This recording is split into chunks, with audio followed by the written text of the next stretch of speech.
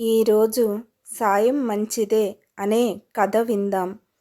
విజయుడు, అజయుడు అనే యువరాజులు ఇద్దరూ ఆశ్రమంలో గురువుగారి వద్ద విద్యాభ్యాసం పూర్తి చేశారు. వారిని తిరిగి రాజ్యానికి పంపేలోపు ఓ చిన్న పరీక్ష పెట్టాలనుకున్నారు గురువుగారు.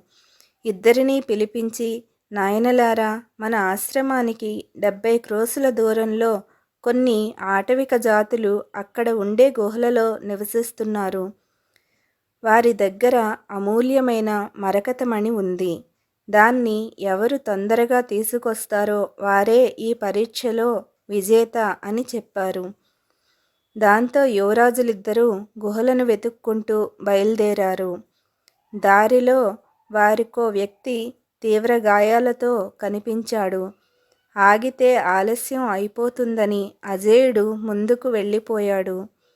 కానీ విజయుడు మాత్రం ఆగి అతడికి సపర్యలు చేసి ఎవరో ఏంటో కనుక్కున్నాడు.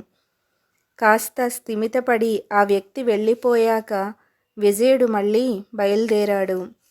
కొంత దూరం వెళ్ళాక అతడికి అజేయుడు ఆటవిక తెగల చేతిలో బందీగా కనిపించాడు. వెంటనే విజయుడు ఆటవిక తెగ వారితో స్నేహంగా మాట్లాడి అజేయుడిని విడిపించాడు. అంతేకాదు, వారు విజయుడిని గుహల వద్దకు తీసుకువెళ్ళి మరకతమణి కూడా ఇచ్చారు. ఇదంతా ఎలా సాధ్యమైందో అజేయుడికి అర్థం కాలేదు. అదే విషయం అడిగాడు. అప్పుడు విజయుడు, దారిలో గాయాలతో కనిపించిన వ్యక్తి వీరి చేతిలో దాడికి గురైనవాడు. వాళ్ళెలా ప్రవర్తిస్తారో అతడే నాకు చెప్పాడు. దాన్ని బట్టి వారిని నా మాటలతో ఆకట్టుకున్నాను. వాళ్ళ ద్వారానే మణిని కూడా సంపాదించాను అని చెప్పాడు. ఆపదలో ఉన్నవారికి సాయం చేస్తే అది మనకు మంచేనన్న విషయం అప్పుడే అజేయుడికి అర్థమైంది.